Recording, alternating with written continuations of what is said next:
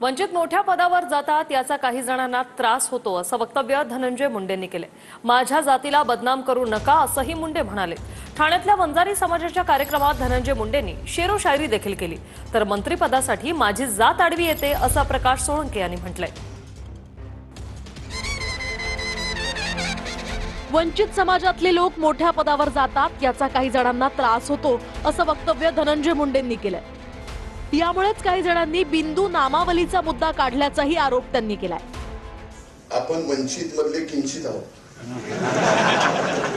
आणि वंचित मधले किंचित असून एवढ्या मोठ्या पदावर जाताना बऱ्याच जणाला किंचित तरी राग येईल, तो येणार, त्यामुळे त्रास होणार, म्हणून कुणी बिंदू नामावली काढायची। संतोष देशमुख हत्या प्रकरणात वाल्मिक कराडवर आरोप झाल्यानंतर धनंजय मुंडेंना राजीनामा द्यावा लागला। यानंतर धनंजय मुंडे जवळपास 3 महिने विजनवासात गेले होते, पण गेल्या काही दिवसांपासून ते पुन्हा ऍक्टिव्ह झालेत। वंजारी समाजाच्या मेळाव्यात धनंजय मुंडेंनी शेरो शायरी सुद्धा केली आहे। अपने ही हाथों से स्वयं बना, अब तुमसे मिटने का खौफ नहीं, अब तुमसे मिटने का खौफ नहीं। तुम हालातों की भट्टी में तुम जब जब मुझे झोंकोगे तब तब कर कर सोना ही निखरूंगा मैं। तापून तापून आपण सोनच होणार आहे, त्याच्यामुळे काळजी।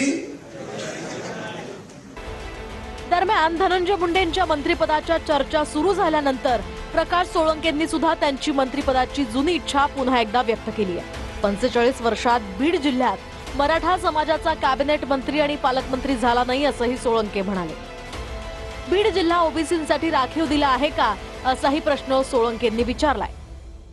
गेल्या 45 वर्षामध्येचा इतिहास जर पाहिला तर स्वर्गीय सुंदरराव सोळंके साहेबांनंतर या बीड जिल्ह्यातल्या मराठा समाजाच्या कोणालाही कॅबिनेट मंत्री किंवा बीड जिल्ह्याचं पालकमंत्री पद हे दिलं गेलेलं नाही, ही वस्तुस्थिती आहे। तुमचं नाव मंत्रिपदासाठी दरवेळेस येतो, पण ते नंतर वगळलं जातो, नेमकं काय अर्थ आहे?